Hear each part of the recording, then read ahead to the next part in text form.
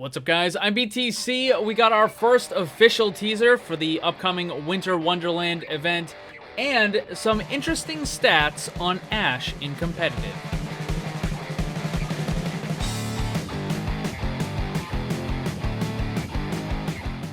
We got our first official teaser for the Winter Wonderland event, along with some confirmed info. The dates are now locked in. It is December 11th until January 2nd. Exactly what I expected, because this is what they've been doing for the last couple years. Also, the winterized bonus map that we're getting is Blizzard World. Now, in my previous video, I made a kind of random shot-in-the-dark guess that the bonus winterized map was going to be Watchpoint Gibraltar. And some of you guys kept pointing out that there's no snow at Watchpoint Gibraltar in that part of the world. There's no snow, so it can't possibly be the winterized version. Well, you know where else it doesn't snow? Irvine, California. That's where Blizzard World is supposed to be. So there's no snow in the winterized version of this map. They're just gonna put up some lights, throw around a few Santas and some snowmen, and call it a day. But it doesn't need to be real snow. They can just make it look festive, and that's what they're doing.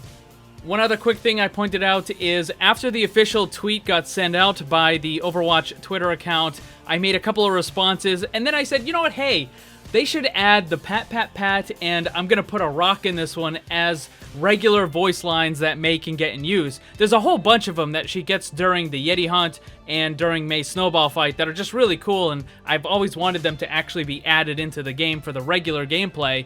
And I said, why don't you add this? And it looks like, I'm thinking like maybe that's kind of like a that's a good idea kind of image that they put in response. So I'm just calling it now. If they add it, I'm taking credit for it. The other thing I want to talk about is that it's been a week since Ashe was added to the competitive ladder.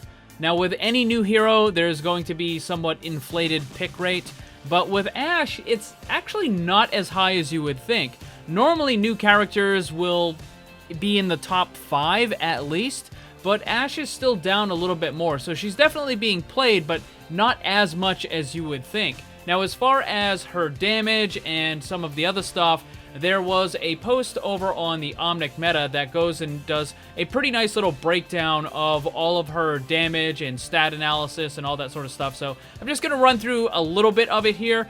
For damage done, she's pretty much in the middle of the pack, a little bit below Hanzo, a little bit above McCree, but nothing all that amazing or groundbreaking. She's competitive with the other characters, but it's not like she's jumping out ahead.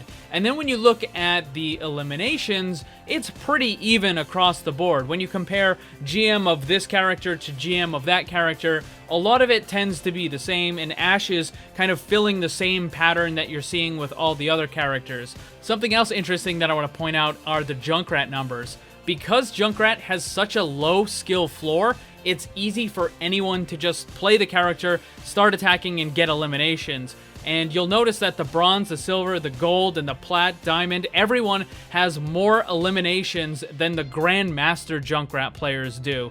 And this has to do with who the Junkrat is going against. If you're a Junkrat and you're going against players who are in bronze and silver gold, then chances are your opponents are going to often be out of position, or they're going to stand still for too long, and it's easy to just keep lobbing in those attacks and you'll get the eliminations.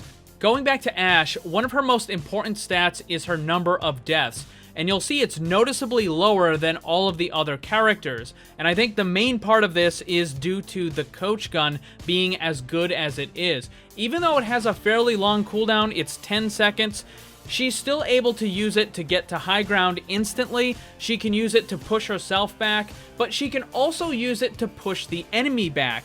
So it's not like just kind of a disengage like some of the other characters have. She's not only moving herself, but she's moving the enemy as well. So it gives you that extra space in between, and it just allows her to get back to her healers or behind barriers or to take high ground or whatever it is.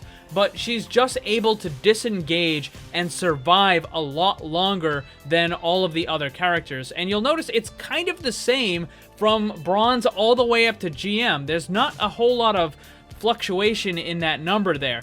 A lot of players tend to not grasp the importance of not dying.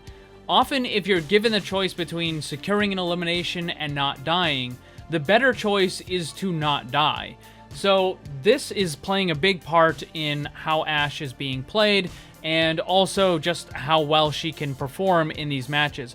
Although, if you look at the pick rates, it seems that the GOATs and the dive version of it are still definitely the most powerful in the game right now. So until the nerfs come through for Doomfist and Brigitte and that sort of stuff, I think Ashe is going to kind of be a little bit on the back burner for right now. But anyways, we should expect to have more teasers about the upcoming Winter Wonderland event. Usually Blizzard releases them one a day or every other day, so we'll see those, probably some new character skins, some emotes, and that sort of stuff popping up. So what are you looking forward to most in the Winter Wonderland? Let me know down below. Thanks for watching, and if you'd like to see more, subscribe and hit that bell so you don't miss anything. Also, come hang out in my Discord server and my Twitch live stream. Special thanks to my Patreon supporters. If you'd like to see what kind of cool VIP rewards you can get, check the links down below. And remember, always blame the controller, because it's never your fault.